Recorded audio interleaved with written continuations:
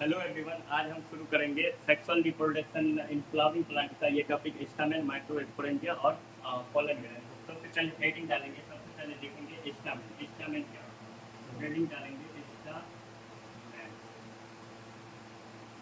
देखो स्टामेन क्या होता है। स्टामेन जो होता है मेल सेक्स ऑर्गन होता है। किसका? फ्लावर का है। फ्लावर का क्या होता है? मेल सेक्स ऑर्गन होता है। तो पहला पॉइंट लिखिए स्टामेन में, लिखेंगे it is the male sex organ of flower. Stamen के वर्ग को क्या कहेंगे? स्टामेन अगर गुच्छे में हो तो उसको क्या कहेंगे? मतलब स्टामेन अगर 2 3 4 की संख्या में हो और सर्कुलर अरेंजमेंट में हो, वर्ग मतलब होता है गुच्छा, तो उसको क्या कहेंगे? एंड्रोसियम कहेंगे। वर्ग में अगर स्टामेन, वर्ग और स्टामेन इज कॉल्ड एंड्रोसियम। क्या कहेंगे? एंड्रोसियम। एंड्रोसियम। एंड्रो का मतलब मेल होता है, तो नाम में ही पता चलता है कि एंड्रोसियम क्या है? मेल सेक्स ऑर्गन है। तो स्टामेन अगर गुच्छे में हो तो क्या कहेंगे? एंड्रोसियम कहेंगे। अगर एंड्रोसियम अकेला हो, अकेला अगर बोलेंगे तो क्या बोलेंगे? स्टामेन। मतलब यूनिट जो होता है अकेला के लिए होता है। यूनिट मतलब इकाई होता है। तो unit of androecium, unit of androecium क्या कहेंगे? स्टामेन कहेंगे। क्या कहेंगे? स्टामेन। ये पिछले लेक्चर में देख लिए थे कि स्टामेन अगर वर्ण में हो, गुच्छा में हो तो क्या कहेंगे? एंड्रोसियम। और एंड्रोसियम इकाई में हो, मतलब यूनिट हो, तो उसको क्या कहेंगे? स्टामेन। अब देखो स्टामेन की जो है लेंथ और नंबर, मतलब वो कितना नंबर होगा, वो अलग अलग स्पेसीज के फ्लावर में अलग अलग होता है। स्टामेन किसी स्पेसीज के फ्लावर में 3 होगा, किसी में 4 होगा, किसी में 5 होगा। तो ये अलग अलग स्पेसीज के फ्लावर में इसका नंबर अलग अलग होता है और इसका लेंथ भी अलग अलग होता है, अलग अलग फ्लावर के स्पेसीज में। तो क्या लिखेंगे? Number and length of stamen is variable in different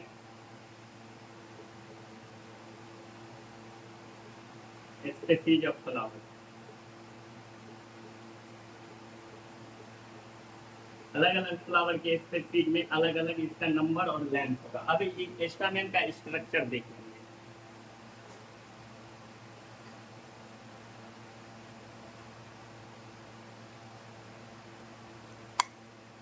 stamen का स्ट्रक्चर देखेंगे। ये देखो स्ट्रक्चर ऑफ स्टामेन, ये स्ट्रक्चर स्टामेन का है। देखो ये ऊपर वाला जो है, ऊपर वाला क्या है? इसको बोलेंगे एंथर। क्या बोलेंगे? एंथर। ये राउंड शेप का जो है इसको क्या बोलेंगे? एंथर। और ये नीचे वाला को क्या बोलेंगे? डंठा के समान, स्टॉक के समान है, तो इसको क्या बोलेंगे? फिलामेंट। क्या बोलेंगे? फिलामेंट। तो देखो कितना पार्ट है स्टामेन में? स्टामेन में 2 पार्ट है, एक एंथर एक फिलामेंट। तो parts of stamen, parts of the stamen कितना? 2 पार्ट्स है। कितना? 2 पार्ट्स है। कौन कौन है? एक एंथर है और एक फिलामेंट है। ऊपर वाले को एंथर बोलेंगे, नीचे वाले को फिलामेंट बोलेंगे। कौन? ऊपर वाला एंथर और नीचे वाला फिलामेंट।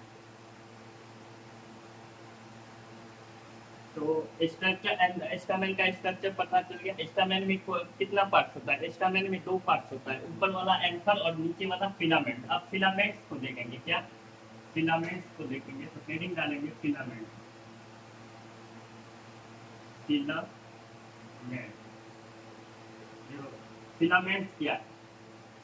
फिलामेंट्स लंबा दिखाई दे रहा है, ये फिलामेंट्स है, तो ये क्या है? लंबा दिखाई दे रहा है। और ये सिलेंडर के आकार का होता है। कैसा? सिलेंडर के आकार का होता है और स्टॉक होता है। तो इसी को फिलामेंट्स कहते हैं। क्या कहते हैं? फिलामेंट।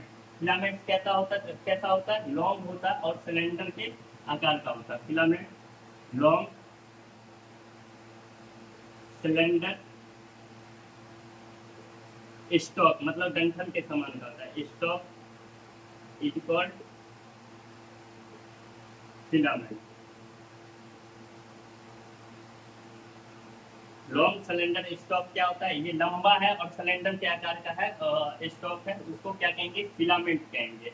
अब देखो फिलामेंट्स क्या है, फिलामेंट्स के ये ऊपर वाला को क्या कहेंगे, इसको फिलामेंट्स के ऊपरी भाग को इसको डिस्टल पार्ट कहेंगे, क्या कहेंगे, डिस्टल पार्ट। और नीचे वाला को क्या कहेंगे, परोक्सिमल, क्या कहेंगे, परोक्सिमल, परोक्सिमल पार्ट। देखो इस फिलामेंट का काम क्या होता है, ऊपर एंथर है और नीचे थैलमस होगा, क्या होगा, थैलमस होगा। तो फिलामेंट्स का काम होता है एंथर और थैलमस को जोड़ने का काम होता है, क्या होता है, एंथर और थैलमस को जोड़ने का, which connect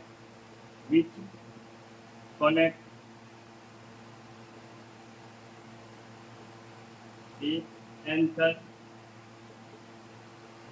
to the thalamus. अब देखो ये फिलामेंट्स के ऊपरी भाग को क्या कहेंगे, डिस्टल पार्ट, और निचली भाग को क्या कहेंगे, प्रोक्सिमल पार्ट। तो प्रोक्सिमल पार्ट जो होता है यही थैलमस से अटैच होता है, क्या होता है, थैलमस से। कौन पार्ट, प्रोक्सिमल पार्ट। इसका फिलामेंट का प्रोक्सिमल पार्ट जो होता है वो थैलमस से अटैच होता है, क्या होता है, थैलमस से अटैच होता है। और किसी किसी में ये प्रोक्सिमल पार्ट थैलमस से अटैच ना होकर के पेटल से अटैच होता है, किससे, पेटल से अटैच होता है, उसको क्या बोलेंगे, ईपी पेटलस बोलेंगे, क्या बोलेंगे, ईपी पेटलस। फिलामेंट्स का प्रोक्सिमल पार्ट जो होता है वो थैलमस से अटैच होता है, ठीक है। और किसी किसी में ये थैलमस से अटैच ना होकर के पेटल से अटैच होता है, उसको क्या बोलेंगे, ईपी पेटलस। उस फ्लावर को बोलेंगे ईपी पेटलस। तो अगला पॉइंट लिख लेंगे, proximal part of the filament is attached to the thalamus। Proximal part किससे अटैच होता है, थैलमस से होता है। और अगर थैलमस से अटैच ना होता है और पेटल से अटैच भी हो जाता है, किसी किसी में पेटल से भी अटैच होता है। और petal of the flower, petal of the flower, देखो थैलमस से अटैच हुआ तब तो सही है, अगर पेटल से अटैच हो गया तो उस फ्लावर को क्या बोलेंगे, ईपी पेटलस, क्या बोलेंगे, ईपी पेटलस, पेटलस। तो ये समझ में आ गया कि फिलामेंट क्या, लॉन्ग सिलेंडर है और फ्लावर का, और इसी को फिलामेंट बोलेंगे। और ये जो है कनेक्ट करता है किसको, एंथर को और थैलमस को कनेक्ट करता है। अब देखो इसका प्रोक्सिमल इंड थैलमस से अटैच होता है, किससे, प्रोक्सिमल पार्ट जो होता है, प्रोक्सिमल इंड ये को थैलमस से अटैच होता है। किसी किसी में ये पेटल से अटैच होता है, उसको ईपी पेटलस बोलेंगे। ये समझ में आ गया फिलामेंट। तो अब अगला पॉइंट देखते हैं क्या, एंथर। एंथर का आप देखते हैं, तो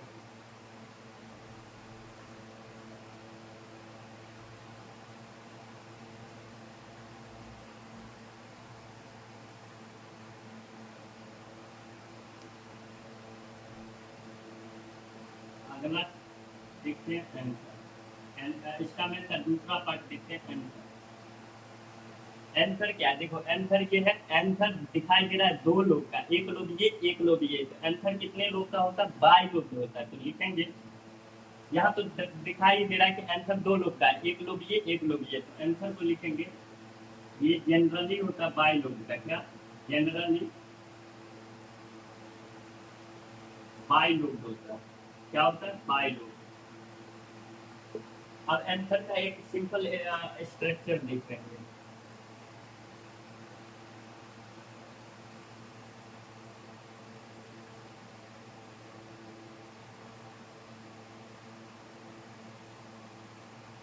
ये देखो ये एंथर का स्ट्रक्चर है।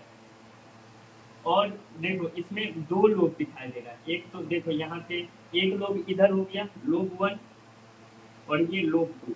तो वही लिखे एंथर बाई लोग का, बाई मतलब दो होता है, क्या होता है, दो होता है बाई मतलब। एंथर कितने लोग का है, एंथर दो लोग का है। और एंथर के एक लोग में दो थीका होता है, क्या होता है, दो थीका। देखो एक थीका ये है, कॉर्नर चैम्बर समझ लो, थीका मतलब चैम्बर। एक थीका ये है और दूसरा थीका ये है। तो एक लोग में कितने थीका है, दो थीका है, कितना, दो थीका है, एक थीका और दो थीका। फिर अगला दूसरे लोग में भी कितना थीका है, दो थीका, एक थीका और दो थीका। तो इसको लिख लेंगे, एंथर बाइलोब का एंथर है 2 लोब। एंथर में तो 2 लोब है, एक लोब और 2 लोब। ईच लोब है, ईच लोब हैज 2 थीका। क्या? 2 थीका। अब देखो एक लोब में 2 थीका है, प्रत्येक लोब में कितना थीका है? 2 थीका है, 1 थीका 2 थीका, और अगले लोब में भी कितना है? 1 थीका 2 थीका, तो 2 थीका। सो एंथर इसमें 2 थीका है, मतलब एक लोब में, तो एंथर को क्या बोलेंगे? Dithecous. Dithecous, di मतलब भी 2 होता है। तो anther is equal, anther is equal dithecous. क्या कहेंगे? डाई थीकस कहेंगे। अब देखो anther four four sided corner मतलब स्ट्रक्चर का होता है। एक साइड, 2 साइड, 3 साइड, 4 साइड, कितना? 4 साइडेड स्ट्रक्चर होता है। तो उसको क्या कहेंगे? Tetragonal structure. एंथर कैसा होता है? Tetragonal.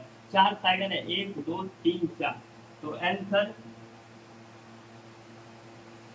Anther is 4 sided structure. 4 sided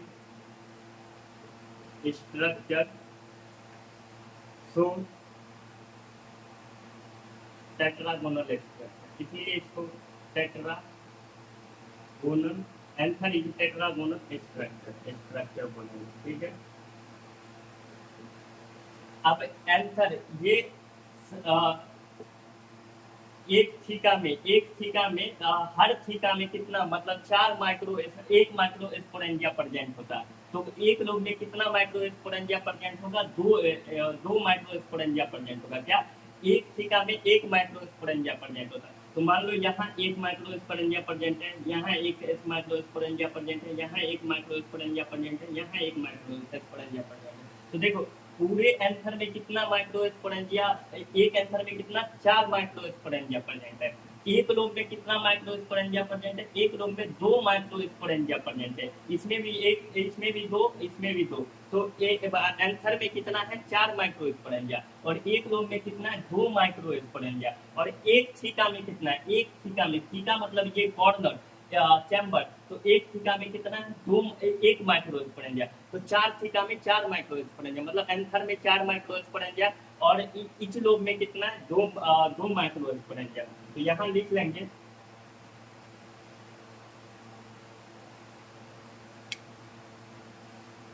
anther है, anther consist of 4 microsporangia. 4 micro एक्सपोनेंजिया,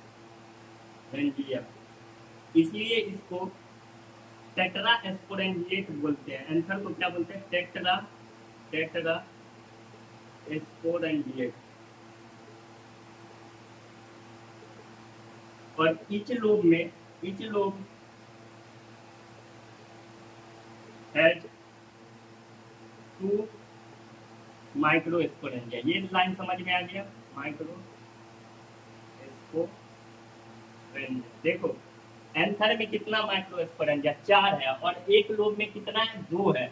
micro एक्सपोनेंजिया होता क्या है? माइक्रो एक्सपोनेंजिया कुछ नहीं है, एक थैली है जिसमें कोई सामान रखा जाता है। देखो अगर मार्कर किसी थैली में रखेंगे, टोटल मार्कर, तो क्या थैली को क्या बोलेंगे? कि मार्कर का थैली है। उसी तरह यहाँ माइक्रो स्पोर मतलब बनता है, माइक्रो स्पोर बनता है, और माइक्रो स्पोर रहता है यहाँ। तो माइक्रो स्पोर रहता है जिस थैली में, तो उस थैली को क्या बोलेंगे? कि माइक्रो स्पोरेंजिया। ठीक है। तो ये समझ में आ गया कि एंथर में कितना माइक्रो स्पोरेंजिया? 4 माइक्रो स्पोरेंजिया है। और इस लोब में कितना है? 2 माइक्रो स्पोरेंजिया। तो इतना तो समझ में आ गया। अब देखेंगे कि ये जो है इच थीका, मतलब इच थीका जो है, मतलब एक थीका दूसरे थीका से कनेक्ट होता है। ये यहाँ कनेक्ट होता है किससे? स्टोमियम से। स्टोमियम से कनेक्ट होता है। क्या स्टोमियम? क्या है stomium? Line of dehiscence, line of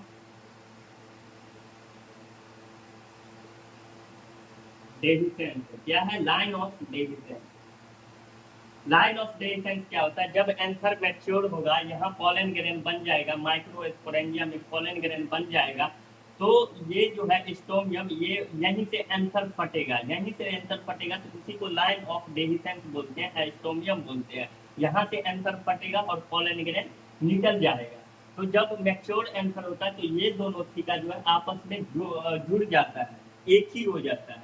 और इच लोब जो है, मतलब दो लोब जो है आपस में किससे कनेक्ट होता है, तो आपस में कनेक्टिव से कनेक्ट होता है। किससे कनेक्टिव, इसको क्या बोलेंगे, connective, connective.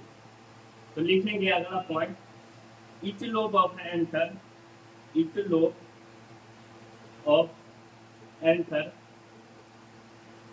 connects with the, connect with the help of a structure is called, structure is called connective। क्या कहेंगे, कनेक्टिव। मतलब दोनों लोब जो है, मतलब ये दोनों लोब जो है किससे आपस में कनेक्ट होगा, कनेक्टिव से कनेक्ट होगा। और ये दो थीका के बीच में एस्टोमियम प्रेजेंट होता है। क्या, तो क्वेश्चन अगर पूछते लाइन ऑफ डेसेंट, मतलब एंथर का फटने का जो लाइन होता है उसको क्या बोलेंगे, एस्टोमियम बोलेंगे। क्या बोलेंगे, एस्टोमियम। तो लिख लेंगे एक लाइन, एस्टोमियम लाइन ऑफ डेसेंट अगर पूछ दिया, लाइन ऑफ डेसेंट, तो क्या लिखेंगे, एस्टोमियम। एस्टोमियम कहाँ प्रेजेंट होता है, एस्टोमियम दो थीका के बीच में प्रेजेंट होता है, एक थीका और दो थीका, दोनों थीका के बीच में प्रेजेंट होता है। तो एस्टोमियम इज प्रेजेंट, यम is present between two theca, two theca of anther. ये तो समझ में आ गया आंसर। अब देखेंगे यहाँ अगला क्या देखेंगे, अगला देखेंगे कि ये माइक्रोस्पोरेंजिया जो है, चार माइक्रोस्पोरेंजिया जो है, चार माइक्रोस्पोरेंजिया का स्ट्रक्चर देखेंगे। देखो अगला जो है माइक्रोस्पोरेंजिया, क्या, माइक्रोस्पोरेंजिया। देखो माइक्रोस्पोरेंजिया क्या होता है, ये स्पेशलाइज्ड स्ट्रक्चर है एंथर का। एंथर में एक स्पेशलाइज्ड स्ट्रक्चर है जहाँ पोलन ग्रेन प्रोड्यूस होता है। यहाँ जो है पोलन ग्रेन प्रोड्यूस होता है। देखो माइक्रोस्पोरेंजिया इसलिए इसको बोलते हैं क्योंकि यहाँ माइक्रोस्पोर प्रेजेंट होता है, और माइक्रोस्पोर प्रेजेंट होता है इसलिए इसको माइक्रोस्पोरेंजिया बोलते हैं। और माइक्रोस्पोर क्या करता है, पोलन ग्रेन बनाता है। तो इसलिए माइक्रोस्पोरेंजिया अगर पूछे क्या होता है, तो माइक्रोस्पोरेंजिया वो स्पेशलाइज्ड स्ट्रक्चर है एंथर में जो कि माइक्रो पोलन ग्रेन प्रोड्यूस करता है। तो एक लाइन लिख लेंगे इसमें माइक्रोस्पोरेंजिया में, it is specialized structure, it is specialized structure where structure in anther, anther में स्पेशलाइज्ड स्ट्रक्चर होता है where pollen grain produce, pollen grain produce, यहाँ पोलन ग्रेन प्रोड्यूस होता है। क्या होता है, पोलन ग्रेन प्रोड्यूस होता है। अब देखो, अब एक माइक्रोस्पोरेंजिया को देखेंगे, मतलब इतना, ये एक माइक्रोस्पोरेंजिया होगा, ये दो माइक्रोस्पोरेंजिया, ये तीन माइक्रोस्पोरेंजिया, ये चार माइक्रोस्पोरेंजिया। तो बताए हैं कि एंथर में कितना माइक्रोस्पोरेंजिया होता है, चार माइक्रोस्पोरेंजिया होता है। और ईच लोब में कितना होता है, ईच लोब में दो माइक्रोस्पोरेंजिया होता है। तो अब एक माइक्रोस्पोरेंजिया को देख लेंगे कैसा होता है, कैसा स्ट्रक्चर में होता है। तो स्ट्रक्चर ऑफ माइक्रोस्पोरेंजिया देख लेंगे क्या, तो बना लेंगे स्ट्रक्चर। अब देखो एक एक का बनाएंगे और सब में वैसा ही स्ट्रक्चर होगा, चारों में वैसा ही स्ट्रक्चर होगा। तो एक बना लेंगे यहाँ पे स्ट्रक्चर।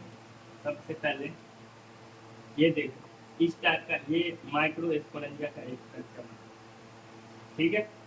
और पहले स्ट्रक्चर बना देते हैं, उसके बाद देखते हैं।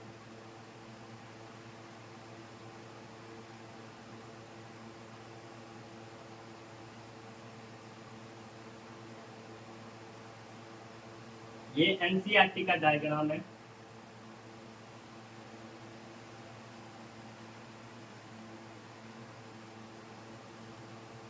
देखो पहले स्ट्रक्चर ही बना देते हैं, उसके बाद समझते हैं।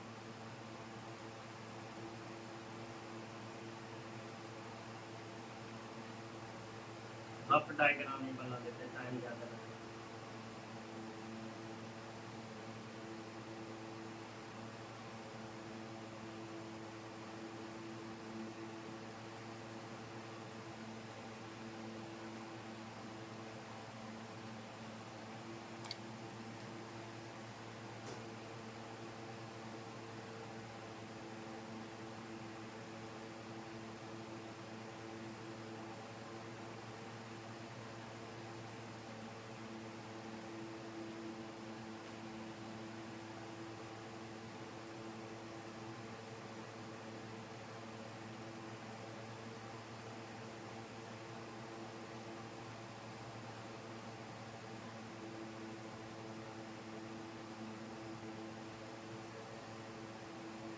देखो, ये एक माइक्रो स्पोरेंजिया का यहाँ स्ट्रक्चर बनाते हैं। तो माइक्रो स्पोरेंजिया के अंदर क्या होगा, माइक्रो स्पोर से पहले जो सेल्स होता है उसको स्पोरोजीनस सेल्स कहते हैं। तो यहाँ पे हजारों की संख्या में स्पोरोजीनस सेल्स रहता है।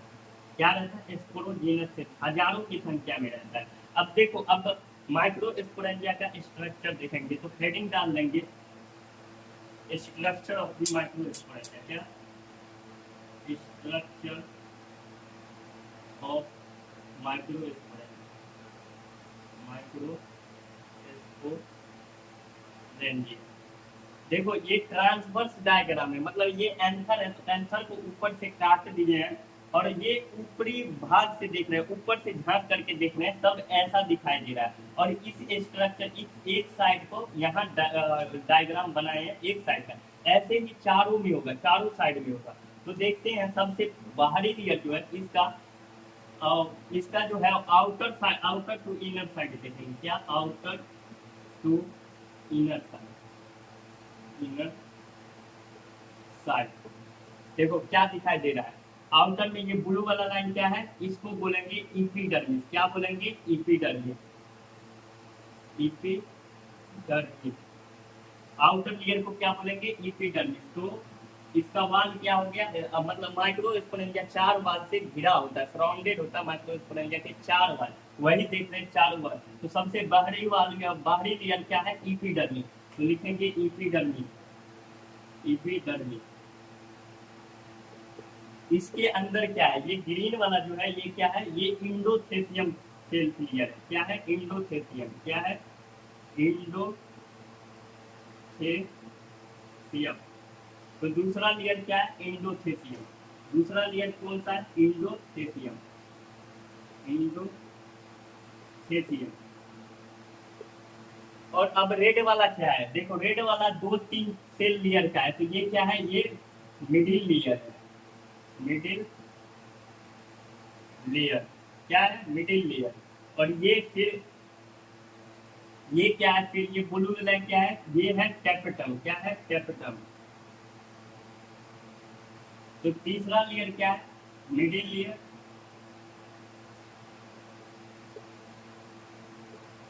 और चौथा लेयर क्या है, कैप्टम।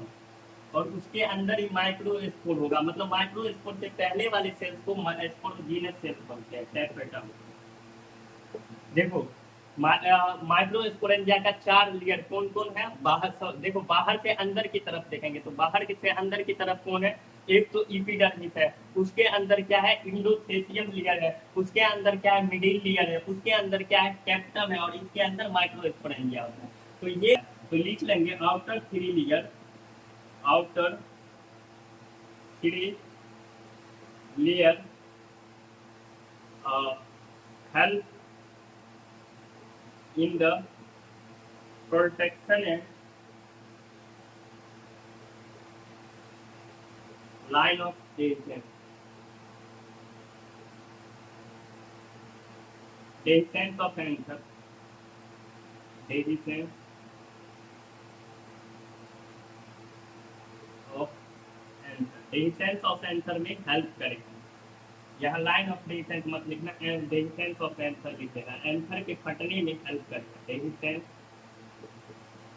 Of answer. तो समझ में आ गया, माइक्रो स्पोरेंजिया का चार वाल, एपिडर्मिस, इंडोथेसियम, मिडिल लेयर और कैप्टम। एपिडर्मिस सबसे बाहर लेयर, उसके अंदर इंडोथेसियम, और उसके अंदर मिडिल लेयर, उसके अंदर कैप्टम। अब एक एक लेयर को देख लेते हैं।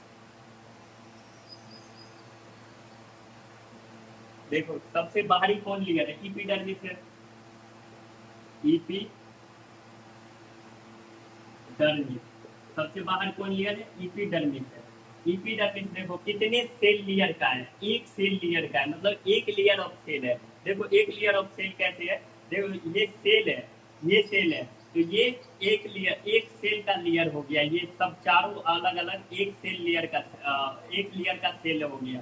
और इसी के ऊपर मान लो ये एक सेल लेयर है, ये एक सेल लेयर है, तो इसके ऊपर ये सेल हो गया, तो ये डबल लेयर सेल का हो गया, क्या हो गया, डबल लेयर। तो ये डबल लेयर नहीं है, एक ही लेयर सेल का है, सिंगल सेल नहीं है। सेल तो बहुत है, देखो एक सेल यहाँ है, एक सेल यहाँ है, एक सेल यहाँ है, मतलब लेयर जो है एक ही है, एक ही लेयर है सेल का। तो क्या लिखेंगे इक्विटर में, single layer of cell, single layer of cell. और ये इसका फंक्शन क्या होता है, ये प्रोटेक्शन करता है, प्रोटेक्टिव लेयर है, प्रोटेक्टिव लेयर है। और क्या करता है, help in dehiscence of anther, help in dehiscence of anther.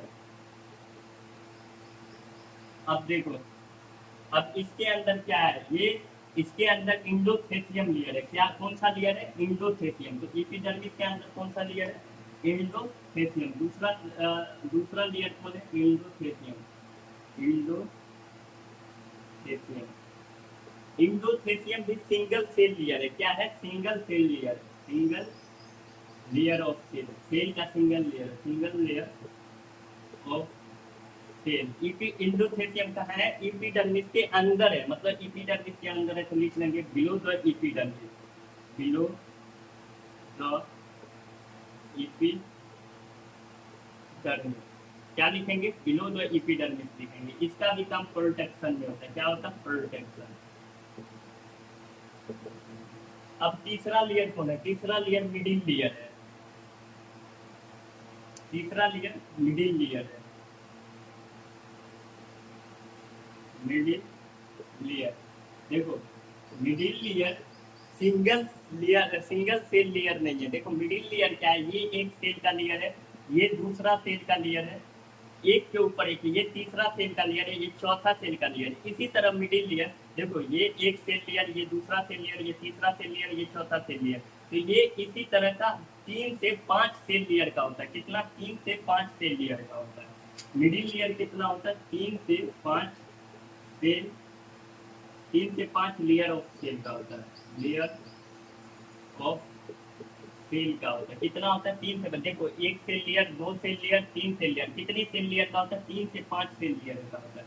अब देखो चौथा क्या है, टेप्टम, टेप्टम पे आते हैं। टेप्टम क्या है, देखो टेप्टम जो है इनर मोस्ट लेयर है, सबसे अंदर लेयर कौन है, टेप्टम है। तो क्या लिखेंगे, inner most layer, inner most वाल लिख देंगे, इनर मोस्ट वाल टेप्टम, टेप्टम। अब देखो टेप्टम का फंक्शन क्या होता है, टेप्टम का फंक्शन होता है जब ये माइक्रोस्पोर से पोलन ग्रेन बन रहा होता है, डेवलपिंग पोलन ग्रेन बन रहा, मतलब होता है पोलन ग्रेन डेवलप कर रहा होता है, तो उस समय टेप्टम न्यूट्रिएशन प्रोवाइड करता है, क्या करता है, न्यूट्रिएशन प्रोवाइड करता है किसको, ये डेवलपिंग पोलन ग्रेन को। तो it provide nutrition, it provide न्यूट्रिएशन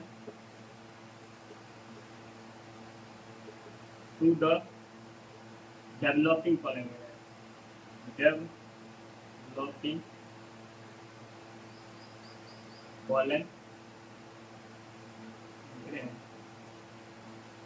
और टेप्टम का सेल, टेप्टम भी सिंगल, टेप्टम का सेल भी क्या होता है, टेप्टम का सेल डेंस होता है, क्या होता है, डेंस होता है, मतलब घना होता है। तो cell, cell of the tapetum, cell of the tapetum, tapetum मतलब इसका साइटोप्लाज्म जो होता है डेंस होता है, तो cells of the tapetum has dense cytoplasm, मतलब घना साइटोप्लाज्म होता है, डेंस साइटोप्लाज्म। टेप्टम में एक से ज्यादा न्यूक्लियस होता है, क्या होता है, एक से ज्यादा न्यूक्लियस होता है।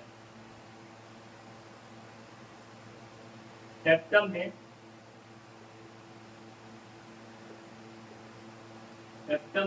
मोर देन वन न्यूक्लियस होता है। क्या होता है? मोर देन, टेप्टम के सेल में मोर देन वन न्यूक्लियस होता है। क्या होता है? वन न्यूक्लियस होता है। टेप्टम जो है ये सिक्रेट करता है, कुछ केमिकल सिक्रेट करता है। क्या करता है? कुछ केमिकल सिक्रेट करता है।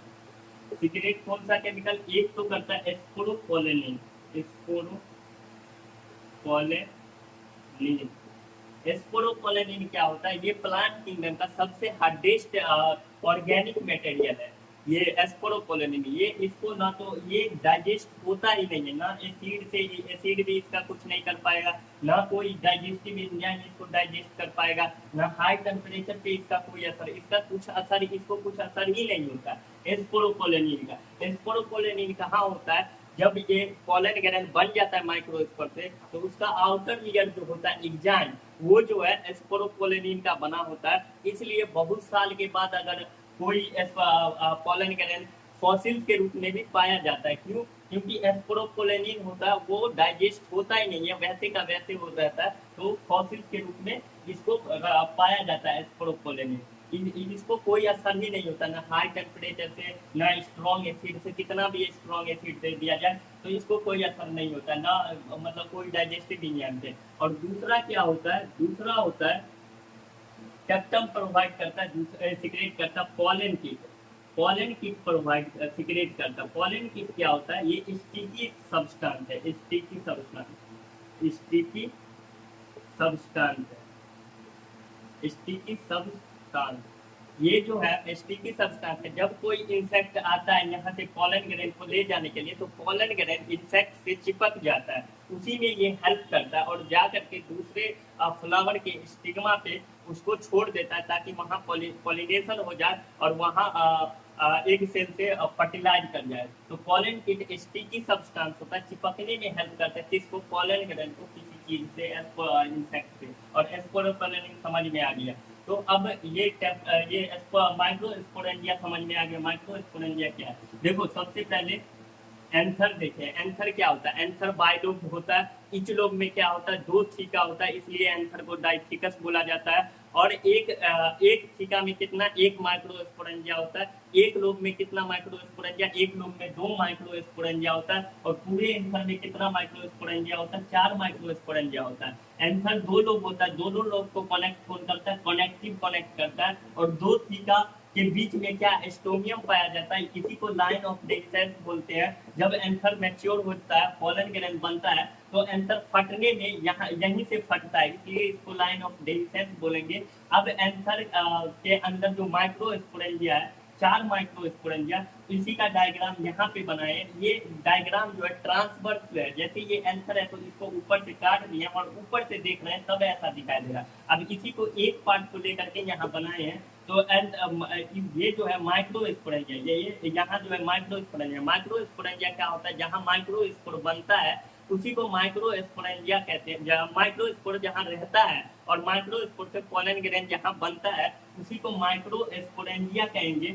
माइक्रोस्पोरेंजिया चार लेयर से घिरा होता है। कितना? चार लेयर से। अगर बाहर से अंदर की तरफ देखेंगे तो बाहरी लेयर एपिडर्मिस होता है, अंदर का लेयर इंडोथेलियम होता है, उसके अंदर मिडिल लेयर होता है, उसके अंदर टेप्टम होता है। कितना? चार लेयर, एपिडर्मिस, इंडोथेलियम, मिडिल लेयर और टेप्टम होता है। एपिडर्मिस जो होता है बाहरी लेयर होता है माइक्रोस्पोरेंजिया का, और ये जो है सिंगल लेयर सेल का होता है। इसके अंदर इंडोथेलियम होता है, ये भी सिंगल लेयर ऑफ सेल होता है, प्रोटेक्शन में हेल्प करता है।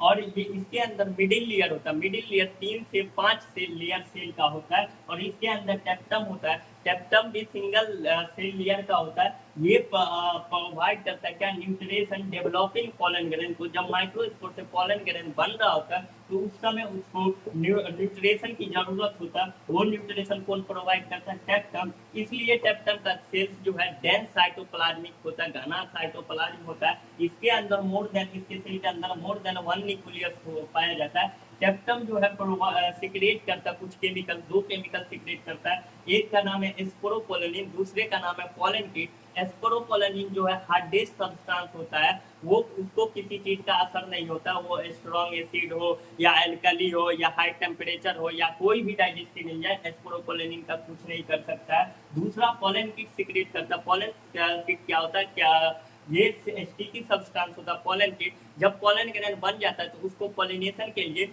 दूसरे फ्लावर के पास अगर ले जाता है कौन, इंसेक्ट वगैरह, ये मतलब कई तरीका से वो जाता है। तो इंसेक्ट वगैरह को चिपकने में, मतलब पोलन ग्रेन को चिपकने में, अगर कोई चीज यहाँ से कोई चीज ले जा रहा है तो इसको अच्छा से पकड़ करके ले जाए दूसरे जगह, ताकि ये रास्ता में छूटे नहीं। तो उसी तरह पोलन ग्रेन को ले जाता है तो स्टिकी सब्सटेंस होता है जो कि पोलन ग्रेन को मतलब चिपका देता है। तो इतना समझ में आ गया। अब देखते हैं माइक्रोस्पोरोजेनेसिस। क्या माइक्रोस्पोरोजेनेसिस प्रोसेस होता है? तो हेडिंग डालेंगे माइक्रो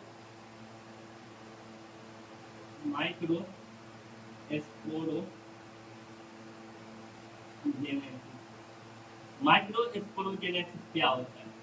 देखो, माइक्रोस्पोरेंजिया में माइक्रोस्पोर होता है, यहाँ 1000, हर एक माइक्रोस्पोरेंजिया में माइक्रोस्पोर 1000 के मतलब नंबर में होता है, मतलब 1000 ऐसे कुछ नंबर में होता है। तो माइक्रोस्पोर से पहले इसको एस्पोरोजीनस सेल्स बोलेंगे। क्या बोलेंगे?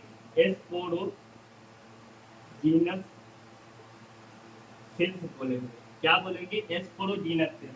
तो देखो, माइक्रोस्पोरेंजिया जेनेसिस क्या होता है? एस्पोरोजेनेसिस का मतलब होता है फॉर्मेशन, किसी चीज का बनने को क्या कहते हैं? एस्पोरोजेनेसिस, फॉर्मेशन।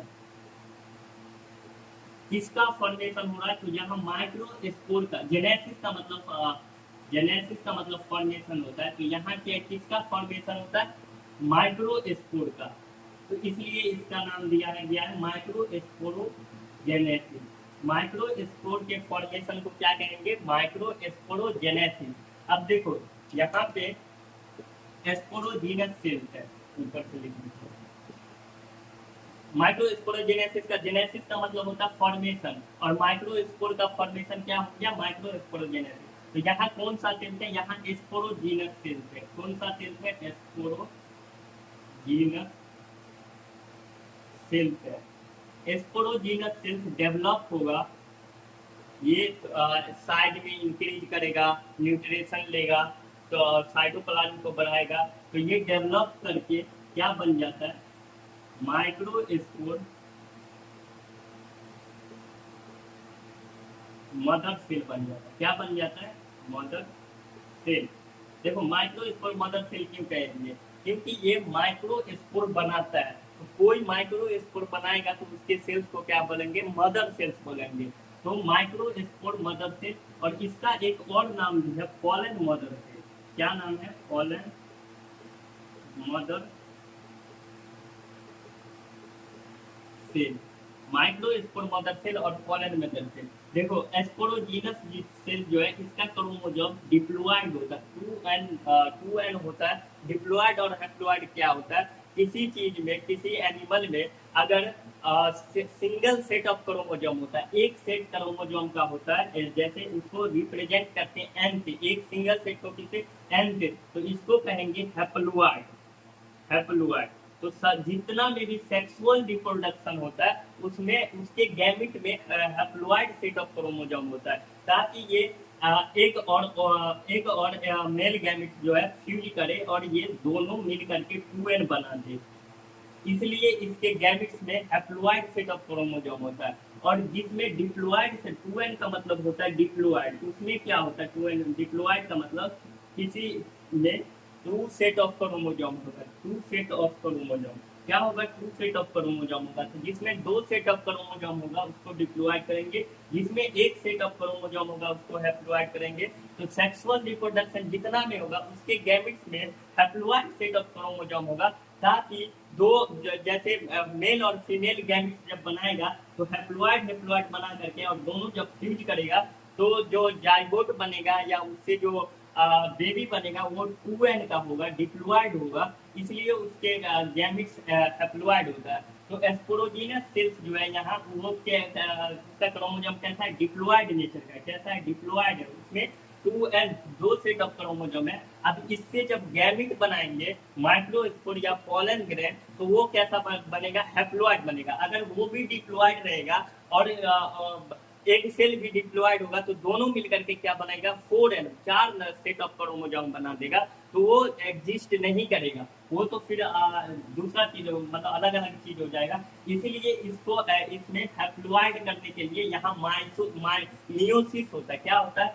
माइक्रोस्पोर मदर सेल और पोलन मदर सेल में मियोसिस होता है। क्या होता है, मियोसिस होता है। मियोसिस का मतलब होता है, देखो माइटोसिस का मतलब होता है ये एक सेल है, अगर इसमें माइटोसिस होगा तो ये दो सेल में बन जाएगा, ये डिवाइड करके दो सेल बन जाएगा और क्रोमोसोम का सेट जो है, क्रोमोसोम का संख्या जो है वो दोनों में सेम होगा, माइटोसिस में इक्वल होगा। मियोसिस में ये सेट ऑफ क्रोमोसोम जो होता है हाफ हो जाता है, डिप्लॉइड से हैप्लॉइड हो जाता है। क्या होता है, डिप्लॉइड से हैप्लॉइड हो जाता है। तो यहाँ 4 माइक्रो स्पोर बनता है। क्या बनता है, 4 माइक्रो स्पोर बनता है। देखो ऐसे ऐसे ही समझ लो, 4 माइक्रो स्पोर बनता है। 4 माइक्रो स्पोर बनेगा मियोसिस से। देखो माइटोसिस जब होता है तो एक सेल दो सेल में बनता है, जब मियोसिस होता है तो ये इसका 4 डॉटर सेल बनाता है। कितना, 4 डॉटर सेल। मियोसिस जब होता है 4 डॉटर सेल बनता है और क्रोमोसोम का सेट जो है हाफ हो जाता है।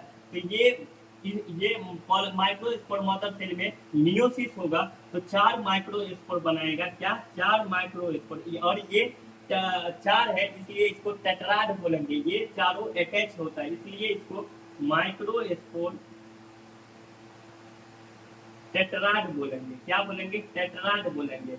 अब इसमें क्रोमोसोम का सेट कितना होगा, एक होगा, एन होगा, इसमें एन होगा, इसमें एन होगा, इसमें एन होगा, इसमें, क्योंकि मियोसिस में ये हाफ हो जाता है, 2n का n हो जाएगा। अब ये सेपरेट होगा, माइक्रो स्पोर टेट्राड सेपरेट होगा। क्या होगा, सेपरेट, अलग अलग होगा, सेपरेट होगा। तो क्या बन जाए, ये अकेला होगा। देखो ये तो टेट्राड ऐसी स्ट्रक्चर बनता है इसका, एक सेल, दो सेल, तीन सेल और एक पीछे का सेल होता है। माइक्रो स्पोर टेट्राड का स्ट्रक्चर ऐसा होता है। ये समझाने के लिए 4 सेल लिख दिए और इसमें क्रोमोसोम सेट कितना है, एक सिंगल है। अभी ये सेपरेट होगा तो ये बना देगा माइक्रो स्पोर। क्या बना देगा, माइक्रो स्पोर। और इसमें क्रोमोसोम का सेट कितना, एक है, एन है, हैप्लॉइड नेचर का। अब यही डेवलप माइक्रो स्पोर डेवलप होकर के पोलन ग्रेन बना देता है। क्या बनाता है, पोलन ग्रेन। उसमें भी सिंगल क्रोमोसोम का सेट होता है, हैप्लॉइड होता है।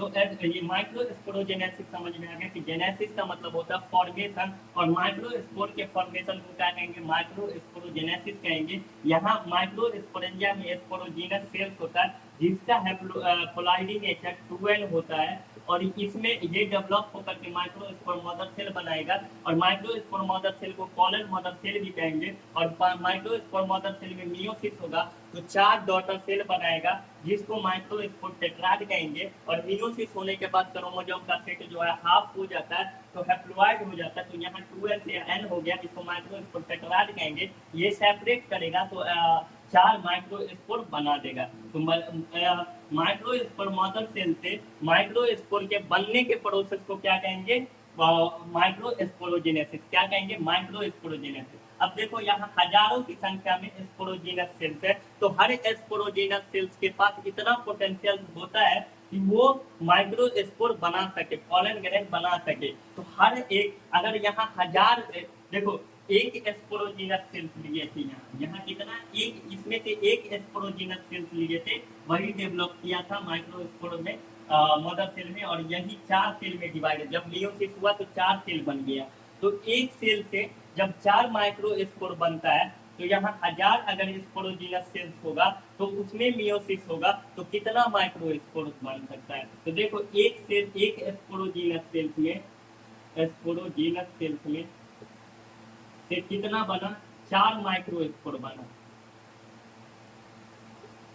तो अगर यहाँ 1000 स्पोरोजीनस सेल्स है तो कितना माइक्रो स्पोर बनेगा, 4000 माइक्रो स्पोर बनेगा।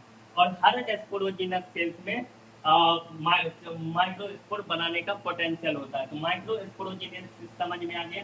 तो आज एस्टामेन देख लिए, एंथर देख लिए, माइक्रोस्पोरेंजिया देख लिए, माइक्रोस्पोरोजेनेसिस प्रोसेस समझ लिए। अब अगले लेक्चर में पॉलन ग्रैंड समझेंगे। ठीक है, थैंक यू वेरी मच।